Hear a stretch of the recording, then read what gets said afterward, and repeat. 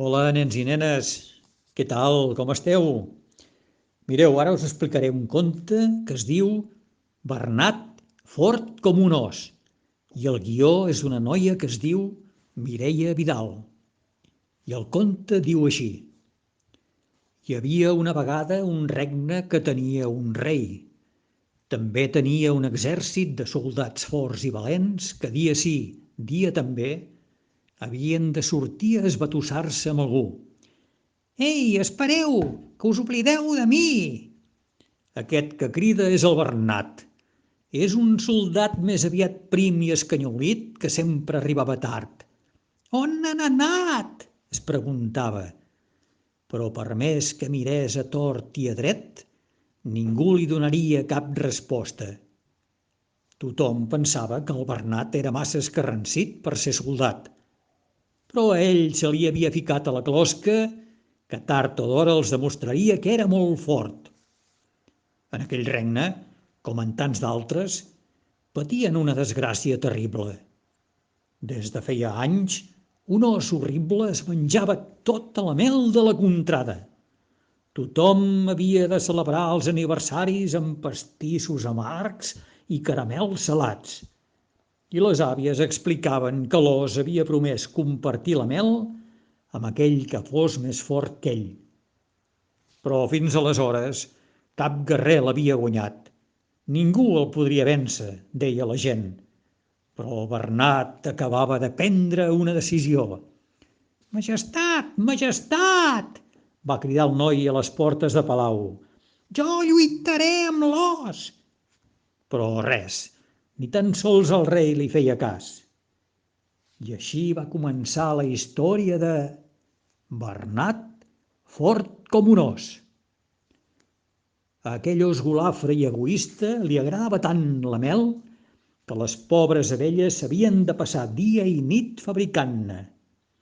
Un matí, el Bernat va fer el cor fort i va sortir a trobar l'animal.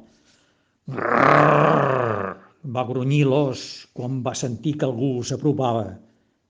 I el Bernat, que era prim però no era ximple, va continuar avançant mig espantat i a poc, tot d'una, de darrere uns matolls, va aparèixer la bèstia furiosa.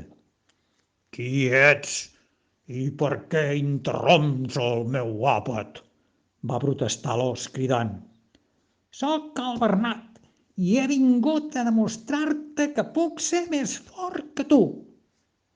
A l'os se li va escapar una mica el riure quan va veure aquell nyicris, però bé li havia de donar una oportunitat.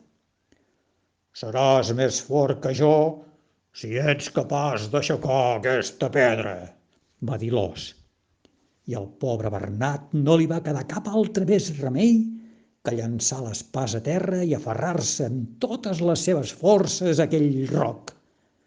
Però res, pesava tant que no el va moure ni un mil·límetre. El Bernat va tornar a casa tot moix. I si la gent tenia raó? I si era cert que de tan escanyolit no tenia força? Però no, amb un cop de vent es va treure aquella idea del cap. Demà segur que ho faria millor. Tan bon punt va sortir el sol, el Bernat va tornar a la muntanya a buscar l'os. L'animal es va sorprendre de veure'l. Què hi fas aquí un altre cop? Va rugir enfadat. Ja t'ho vaig dir, va respondre el noi. He vingut a demostrar-te que puc ser més fort que tu. No em vas tenir prou ahir, va replicar l'os. Seràs més fort que jo si ets capaç de moure aquest tronc. El Bernat no es pensava rendir, així que es va agafar la fusta amb totes les seves forces. Però res, aquell tronc era massa gros. Els dies van anar passant i el Bernat cada matí es presentava al bosc amb la intenció de vèncer l'os. Però cada vespre tornava a casa trist i decebut, amb una sola idea al cap. Demà segur que ho faré millor. Una nit, els núvols es van rebregar i recargolar i van deixar anar una gran tempesta. Per tot arreu se sentien llamps i trons, i un llampec va trencar una branca amb tan mala sort que va aixafar el pobre os. L'endemà, quan el Bernat el va anar a buscar per enfrontar-s'hi, el va trobar dèbil i espantat. «Ara ja pots agafar la mel», va dir l'os, «i dir a tothom que m'has vençut». Però Bernat, en lloc de fer-ho, es va acostar al tronc i, empenyent-lo tan fort com va poder, va aconseguir apartar-lo. L'animal seguia ferit, però el Bernat no el va deixar sol i es va quedar al seu costat per cuidar-lo. «Quan estiguis prou fort, podrem tornar a lluitar», va dir el Bernat. Però l'os el va mirar. «Em sembla que no caldrà. La teva fortalesa és que no et rendeixes mai i això et fa més fort i poderós que qualsevol altre. Fins i tot més fort que jo».